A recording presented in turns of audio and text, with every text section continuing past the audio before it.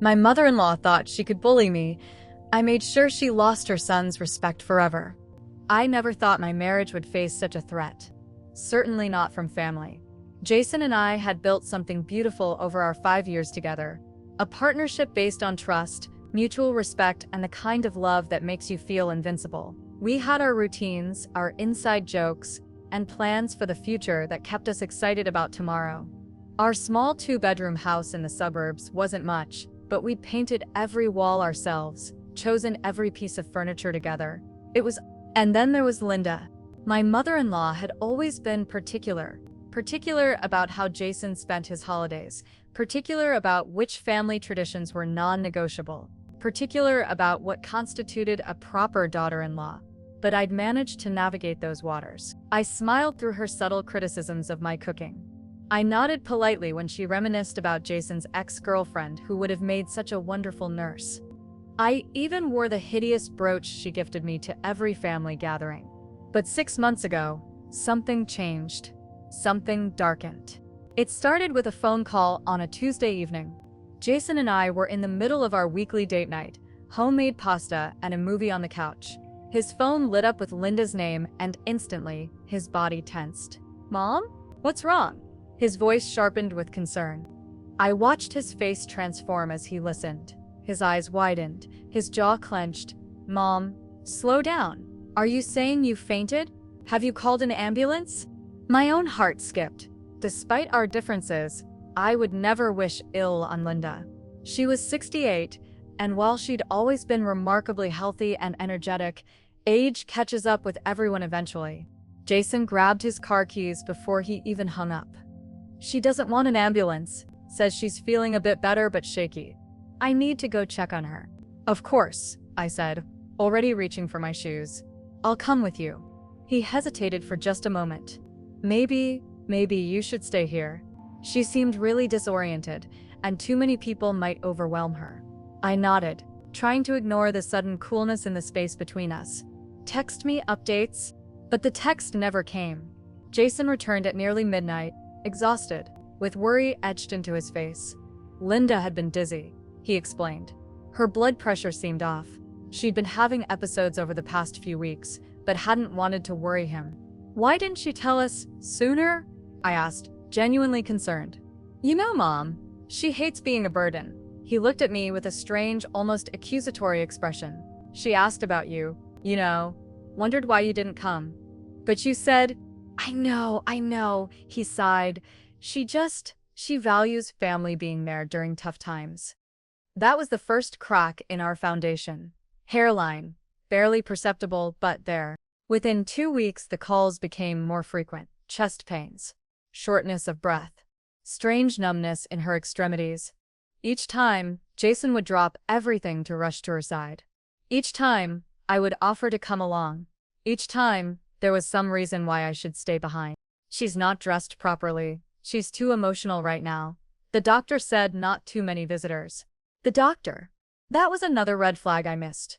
There were apparently many consultations, many tests, many concerns, but whenever I asked for details, Linda's medical situation remained frustratingly vague. "They're monitoring her heart," Jason would say. "It might be her thyroid," he'd den another time. "Something about her blood work looking unusual," he'd report after yet another visit. But when I asked which hospital she was seeing doctors at or which specialist she was consulting, the answers were elusive. Some cardiovascular guy at the medical center or that big medical group near the highway. Our once predictable rhythm as a couple gradually disintegrated. Date nights were canceled, weekend plans abandoned midway. Even intimate moments were interrupted by Linda's perfectly timed calls about not feeling well again. And Jason changed. The man who once consulted me on everything began making unilateral decisions. I told Mom we'd take her to her appointment on Saturday, or I said we'd have dinner at her place tonight, since she's not up to cooking. We became his default, but I was never consulted beforehand. Then came the first night he didn't come home. "Mom's feeling really bad," he said over the phone. "I'm going to sleep on her couch tonight just to make sure she's okay." The couch became the guest room. One night became 2, then 3 per week. Soon I was essentially living alone, married to a man who had become his mother's caretaker first and my husband second. Through it all, Linda maintained her sweet, fragile facade whenever Jason was present.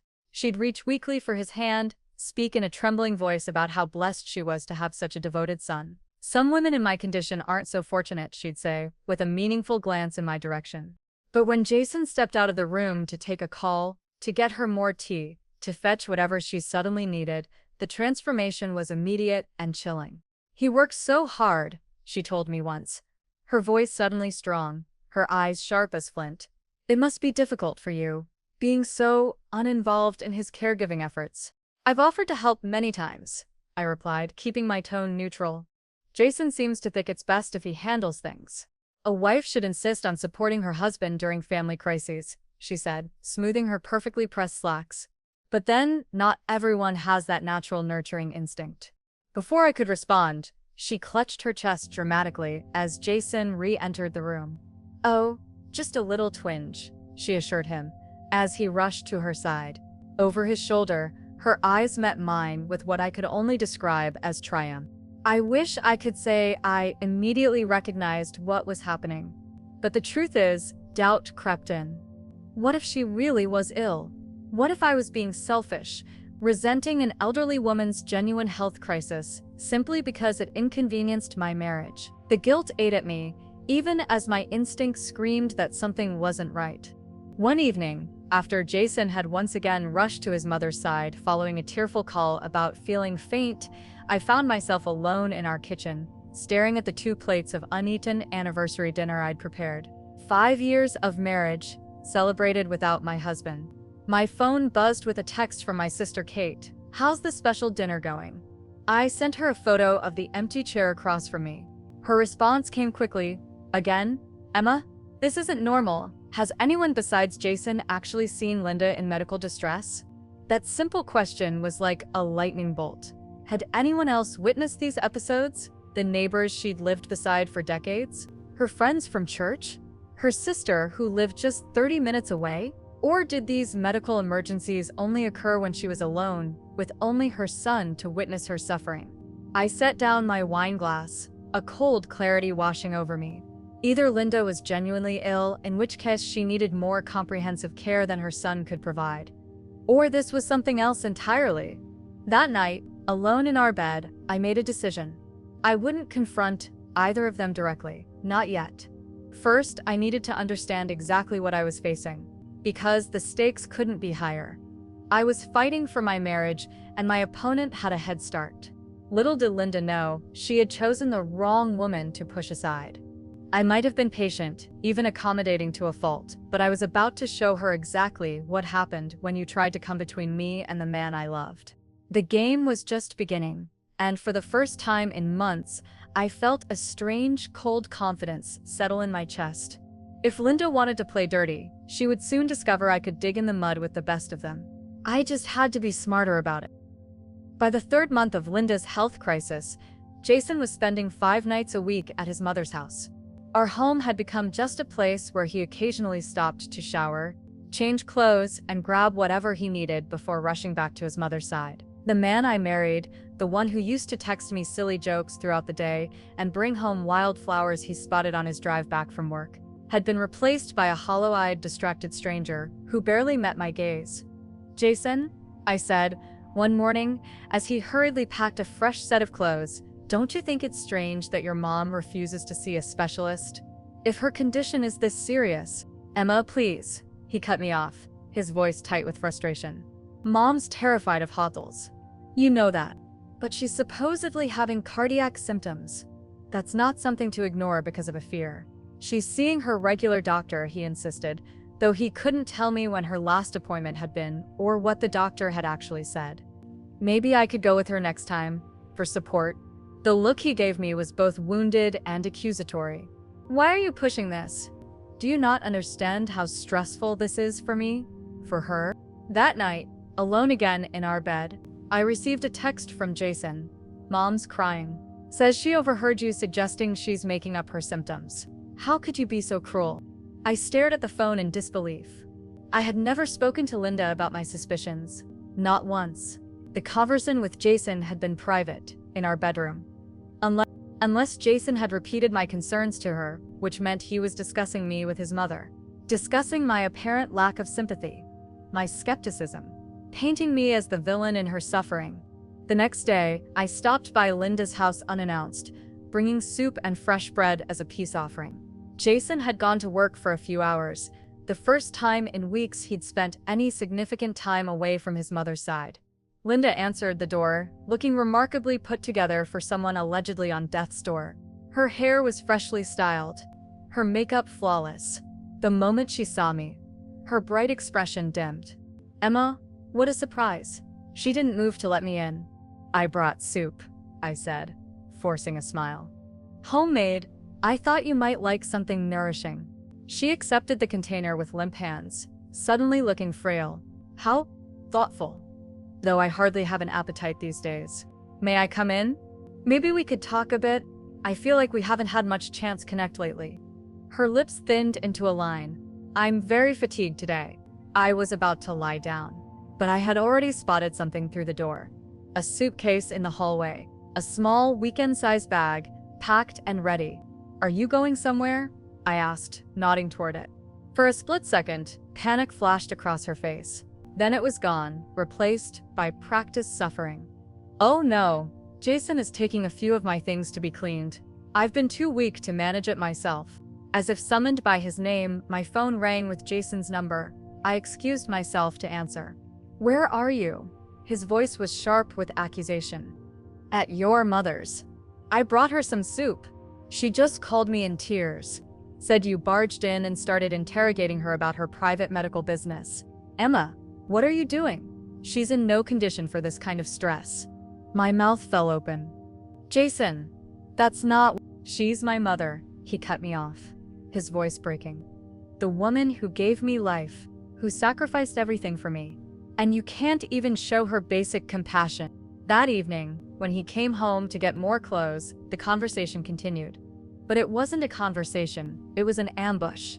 "Mom thinks you resent her," he said quietly, folding a sweater. "That you're hoping that she'll die so you can have me all to yourself."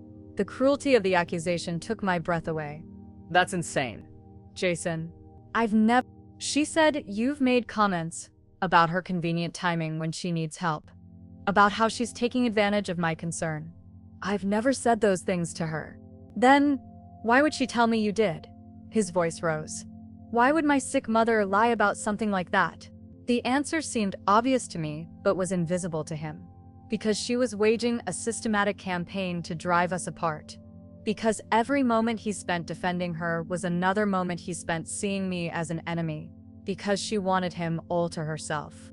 I looked at my husband, this man I loved, who had been twisted by months of manipulation, and realized something chilling. This wasn't about illness. This wasn't even about love, not really. This was about control. And as Jason walked out the door that night, bag in hand, promising his mother he'd be right there, I understood that Linda's plan was working perfectly. She was winning. My marriage was slipping through my fingers while I stood watching, playing by rules that only I was following. It was time to change the game. That night, after Jason left, I sat alone in our kitchen and made myself truly see the situation for what it was. Fighting Linda head-on wasn't working. Trying to reason with Jason was futile. He was too deep under her spell. Each time I expressed doubt or frustration, I only reinforced the narrative Linda had created, that I was the heartless, jealous wife who couldn't bear to share her husband's attention, even with his dying mother. If I wanted to save my marriage, I needed to be smarter, more strategic, and above all, patient. My sister Kate called to check in, and I confided my new realization. "So what are you gonna do?" she asked. "You can't keep living like this, Emma." "I'm going to beat her at her own game," I replied, a strange calm settling over me. "Linda wants a devoted daughter-in-law. She's about to get one." The next morning, I arrived at Linda's house with fresh flowers and a genuine-looking smile. Jason opened the door, surprise evident on his exhausted face. "Emma, what are you..." "I brought these for your mom," I said brightly, holding up the bouquet. "And I took the day off work. I thought maybe I could help out for a bit, give you a chance to rest." The suspicion in his eyes wounded me, but I maintained my smile. From the living room, I heard Linda's voice, suddenly weak and trembling. "Jason? Who is it, darling?" I brushed past him gently and entered the living room where Linda reclined on her sofa, a blanket arranged artfully across her lap. Her eyes narrowed fractionally when she saw me, but I didn't give her time to protest. "Linda, these are for you," I said, placing the flowers on the coffee table. "I've been thinking a lot about what more I could do to help, and I realized I've been so wrapped up in my own feelings that I haven't been as supportive as I should be." The confusion on her face was almost comical. This wasn't the script she had prepared for. "That's very kind," she managed, glancing at Jason as if seeking direction. "Actually," I continued, "I've been doing some research about in-home nursing care for when Jason needs to be at work. I've found a service with excellent reviews. They could be here during the day, help with medications, cooking, anything you need." Linda's posture stiffened. "I don't need strangers in my home." "But Mom," Jason interjected, "you need someone when I'm not here. Emma has a point." I said no, she snapped, then quickly softened her tone. I wouldn't be comfortable. Besides, I have you." I nodded sympathetically. "Of course, I understand completely. Then maybe I could help instead? I could come by during my lunch breaks after work." "You're busy with your job," Linda said dismissively. "Family comes first," I insisted, reaching for her hand. She had no choice but to accept the gesture, though I felt her fingers stiffen under mine. "We're in this together." Over the next 2 weeks, I became the model of daughterly devotion. I prepared meals, nutrient-rich foods for your recovery, Linda, researched symptoms. "I've been reading about cardiac conditions, and your symptoms sound so challenging," and constantly suggested medical interventions that I knew she would reject. Each time I offered to drive her to a specialist, she found a reason to refuse. Each time I suggested a new treatment option, she changed the subject. Each time I offered to accompany her to a doctor's appointment, the appointment was mysteriously rescheduled. Meanwhile, I began keeping detailed notes, dates when Linda claimed to have hospital visits, times when she reported severe symptoms, the excuses she gave for refusing actual medical care, the contradictions in her story. "You said yesterday the pain was in your left arm, Linda, but now it's your right." "Oh, it moves around. The doctor says that's common with my condition." "I thought your appointment was at Memorial Hospital, but now you're saying it's at St. Luke's?" Did I say Memorial? My mind isn't what it used to be with all these medications. Most importantly, I began documenting the times when Linda seemed to forget her illness entirely. Like when Jason left the room, and she immediately sat up straighter, reaching for her phone to text someone with perfectly steady hands. Or when she thought I'd left the house, and I overheard her laughing on the phone, her voice strong and vibrant. But notes weren't enough. I needed proof that even Jason couldn't deny. 3 weeks into my supportive daughter-in-law act, I contacted a private investigator, Martin, who specialized in insurance fraud cases. His rates were steep, but I withdrew from my personal savings account without hesitation. My marriage was worth the investment. "I need to know what my mother-in-law does when she thinks no one is watching," I explained. "I need photographic evidence, video if possible, and I need it to be ironclad." As Martin took notes on Linda's address, routine, and description, a plan began forming in my mind. If Linda wanted to play the victim, I would give her the perfect stage, and then pull the curtain back when everyone was watching. For the first time in months, I felt a glimmer of hope. The truth would come out. It had. A week after hiring Martin, I received a text asking to meet at a coffee shop across town. I told Jason I was having lunch with a colleague and slipped out, my heart racing with anticipation and dread. Martin sat in a corner booth, a manila envelope on the table before him. His expression was unreadable as I slid into the seat across from him. "You found something?" I asked, my mouth suddenly dry. He nodded slowly. "Mrs. Turner, I've been doing this job for 15 years. Usually, when someone suspects a family member is faking illness, it turns out to be a misunderstanding. Maybe the person has good days and bad days. Maybe they're struggling with something invisible like chronic pain." I held my breath, preparing for disappointment. "But this," he continued, tapping the envelope, "this is something else entirely." He slid the envelope across the table. With trembling fingers, I opened it and began examining the contents. At first, the photos didn't make sense. They showed Linda, my supposedly bedridden, cardiac symptom-suffering mother-in-law, in various locations around town. Linda entering a gym in form-fitting workout clothes, yoga mat tucked under her arm. Linda laughing with friends on the patio of an upscale wine bar, glass raised in toast. Linda bending to weed a flower garden, wearing a sun hat and looking completely at ease. The timestamps on the photos caught my attention. The gym visit? Tuesday morning at 10 a.m. when she'd told Jason she was too weak to get out of bed and needed him to bring her soup and medication.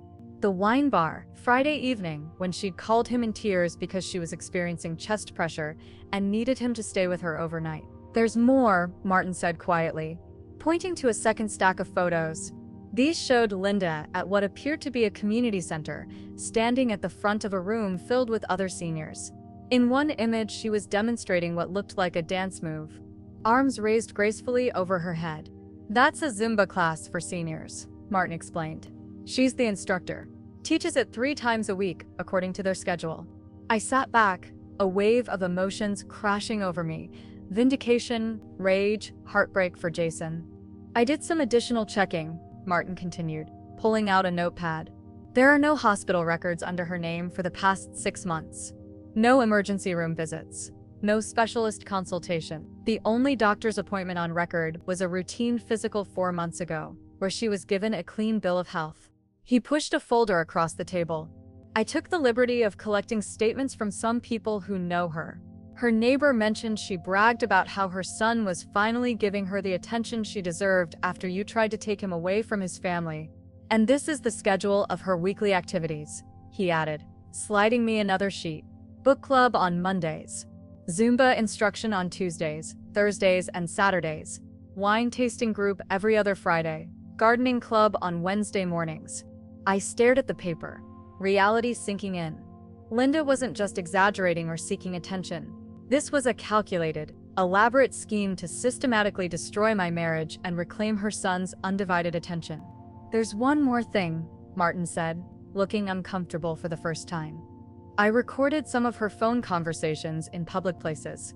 Legal gray area, but I thought you should hear this. He passed me his phone and earbuds. I put them in and pressed play. Linda's voice came through clearly. No, Susan, you don't understand. If I let up now, she'll sink her claws back into him. This way, he's with me almost every day. He's finally putting family first instead of that woman. A pause, then. Of course I'm not actually sick. But he doesn't need to know that. Men are so easy to manipulate when you make them feel needed. And the best part? She looks like the villain if she complains. It's working perfectly. I removed the earbuds, my hands shaking with fury. All those nights I'd spent alone. All those times Jason had looked at me with disappointment. All because of a deliberate, cruel lie. What will you do with this information? Martin asked. The question hung in the air as I gathered the evidence, my mind racing. I couldn't simply show these photos to Jason. Linda would claim they were taken out of context on her good days. She would twist it, make me look obsessive for having her followed. Jason, already primed to defend her, might see it as the final proof that I was the jealous, unfeeling wife Linda had painted me to be. No, I needed something irrefutable, something she couldn't explain away or dismiss. Something that would force Jason to see the truth with his own eyes. Thank you for everything, I told Martin, tucking the envelope into my bag. I know exactly what I need to do now. As I walked out of the coffee shop, a plan was taking shape.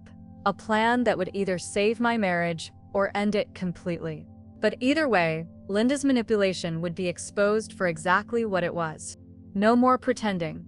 No more lies. It was time for the truth. The invitation was my masterpiece. Cream-colored cardstock, with elegant script announcing a family appreciation dinner at our home. I sent them to Jason's cousins, his aunt and uncle, and of course, to Linda. The pretext was simple. After such a difficult few months of Linda's illness, it seemed appropriate to gather the family in gratitude for their support. Jason was surprised but pleased by the gesture. This is really thoughtful, Emma, he said as I showed him the guest list. Mom will love seeing everyone. Are you sure you're up for hosting? Absolutely, I replied with a warm smile. Family comes first, right? Linda, predictably, tried to decline. I'm just not strong enough for a gathering, she told Jason on speakerphone, as I listened silently. Maybe in a few months when I'm feeling better. I gently took the phone. Linda, we've arranged everything with your comfort in mind. Just a small dinner, 2 hours maximum. Jason's cousin Amy is coming all the way from Pittsburgh. She's so worried about you. The mention of extended family was the hook I knew would catch her. Linda prided herself on maintaining a certain image with the rest of the family. If Amy was coming to see her, she couldn't appear to be avoiding her. Well, perhaps for a short while, she conceded. If Jason helps me in and out of the car. The week before the dinner, I threw myself into preparations. I cleaned the house until it gleamed, prepared Linda's favorite dishes, and set the table with our best china. But most importantly, I worked on what would be the centerpiece of the evening. A video montage that I told everyone would be a celebration of family bonds. On the evening of the dinner, Linda arrived leaning heavily on Jason's arm, moving with exaggerated slowness. She wore a cardigan despite the warm weather to hide how thin I've become, she explained loudly to Jason's aunt. I noticed she'd applied makeup to create shadows under her eyes and a pallor to her complexion. Linda, you look lovely, I said, embracing her gently as if afraid she might break. I've set up the most comfortable chair for you in the living room. Dinner progressed smoothly. I played the perfect hostess, ensuring Linda's water glass was always full, that her plate was prepared exactly to her specifications. All the while, I could feel her watching me, trying to detect the trap she sensed, but couldn't identify. After the main course, I stood and tapped my glass. Before dessert, I've prepared something special, a little video tribute to family, and especially to Linda, who has shown such strength these past months. I dimmed the lights and started the projection onto the wall of our dining room. It began innocuously enough. Old family photos, clips from previous holidays, moments of laughter and celebration. Jason's arm slipped around my waist, a gesture of reconciliation that made my heart ache with hope. Linda watched, her expression softening at the images of her son through the years. This was the Linda he knew, the loving mother, the family matriarch. For a moment, even I felt a pang of doubt. Was I doing the right thing? Then, as planned, the video transitioned. The date stamp in the corner read Tuesday, 9:45 a.m. from just last week, when Linda had called Jason in tears, claiming she couldn't get out of bed due to weakness. There she was, in crystal clear footage, leading a room full of seniors in an energetic Zumba routine, her movements fluid and strong, her voice ringing out commands. The camera zoomed in on her smiling, vibrant face, as she demonstrated a hip movement, not a trace of illness or frailty visible. Another clip, Linda at the wine bar, raising a glass in toast, laughing uproariously with friends. The timestamp, Friday evening, when Jason had canceled our dinner plans to rush her to the emergency room for supposed chest pains. The room fell silent. I could feel the weight of every eye moving from the projection to Linda, whose face had drained of its artificial pallor. "What is this?" Jason whispered beside me, his body gone rigid. "The truth," I said simply. The footage continued relentlessly. Linda gardening, Linda shopping, Linda living a full, active life in the same hours she claimed to be suffering, dying, needing her son's constant attention. And finally, the audio, Linda's own voice, crystal clear. "Of course I'm not actually sick. Men are so easy to manipulate when you make them feel needed." I stopped the video and switched on the lights. The silence was thick enough to cut with a knife. Linda recovered first. This is an outrage," she sputtered, suddenly finding the strength to stand without assistance. "This is old footage, from before I got sick. Emma has obviously doctored the dates." "The footage is from last week, Linda," I said calmly. "The investigator has sworn affidavits confirming the dates and times, and that phone conversation was recorded just 3 days ago." Jason's cousin Amy spoke up. "Linda, I saw you myself at the community center last month when I was in town. You were teaching a class. You didn't even see me. I was dropping off donations." Linda's eyes darted around the room like a cornered animal. "Jason," she pleaded, reaching for him. "You know I've been ill. Your wife has clearly lost her mind with jealousy." But Jason wasn't looking at her. He was staring at the last frozen frame on the wall. His mother, vital and healthy, caught in the act of her deception. His face had gone white, his eyes hollow with dawning comprehension. Without a word, he stood and walked out of the room. We heard the front door open and close. The silence that followed was deafening. The dinner ended abruptly after Jason's departure. Linda, suddenly feeling strong enough to drive herself home, left in a flurry of righteous indignation, though her audience had evaporated. The remaining family members hugged me awkwardly, murmuring words of support that couldn't disguise their discomfort at having witnessed such a raw family rupture. After everyone left, I sat alone in our dining room, surrounded by half-eaten desserts and emptied wine glasses.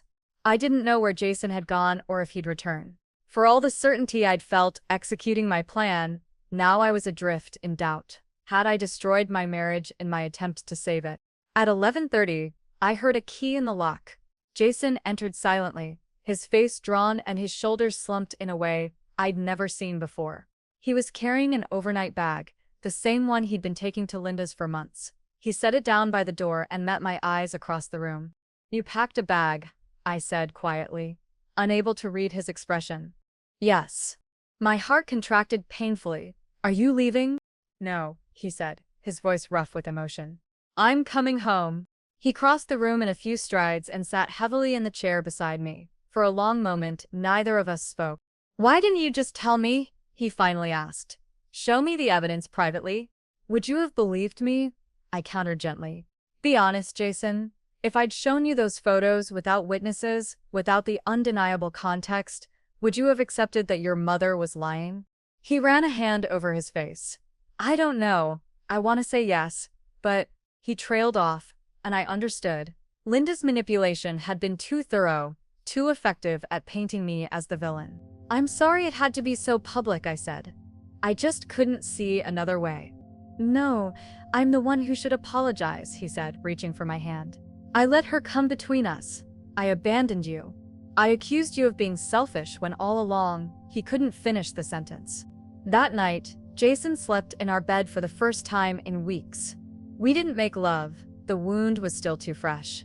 But he held me as if afraid I might disappear, his breathing eventually steadying into sleep while I remained awake, watching the shadows play across his troubled face. 3 days passed before Jason spoke to his mother again. 3 days of quiet conversations between us, of painful realizations and gradual healing. When he finally called her, I sat beside him, our hands clasped together. "Mom," he said when she answered, his voice firm despite the pain evident in his eyes. "We need to talk about what happened." Linda launched into her defense immediately, her voice carrying clearly through the speaker. She'd been having good days, she insisted. The video had been taken during brief periods of remission. I was manipulative, jealous, trying to isolate him from his family when she needed him most. "Stop," Jason said, cutting through her excuses. "I spoke to your doctor yesterday." Silence on the other end. "There is no heart condition," he continued steadily. "No mysterious illness. No reason for concern," he said. "Your last checkup showed you to be in excellent health for your age." He was surprised to hear you'd been claiming otherwise. "Doctors make mistakes," Linda began, but Jason interrupted again. "I also spoke to Barbara from your Zumba class, and Christine from your wine group, and about a dozen other people who've seen you living your life while you told me you were dying. It wasn't like that, Jason. I just needed your help. What I can't understand," he said, his voice breaking slightly, "is why you would do this, why you would lie to me, manipulate me, try to destroy my marriage. Was it just to have me at your beck and call? Was your loneliness worth tearing apart my life?" When Linda began crying, the practiced, quavering sobs I'd heard so many times before, I saw something change in Jason's expression. A hardening, a recognition of the performance for what it was. "I'm not coming over anymore, Mom. Not like before.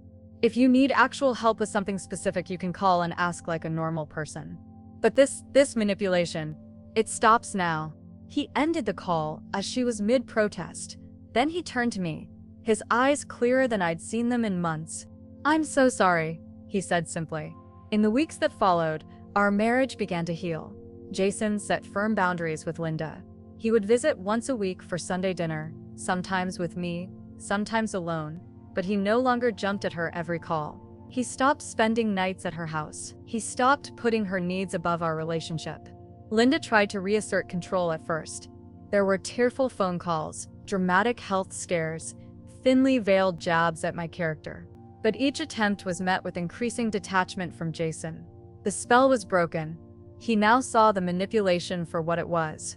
3 months after the dinner party, we were sitting on our porch swing when Jason turned to me, his expression thoughtful. "You know what's strange?" he said. "I actually could have forgiven her for the lying if she just admitted it and apologized. But she's still pretending, still trying to manipulate.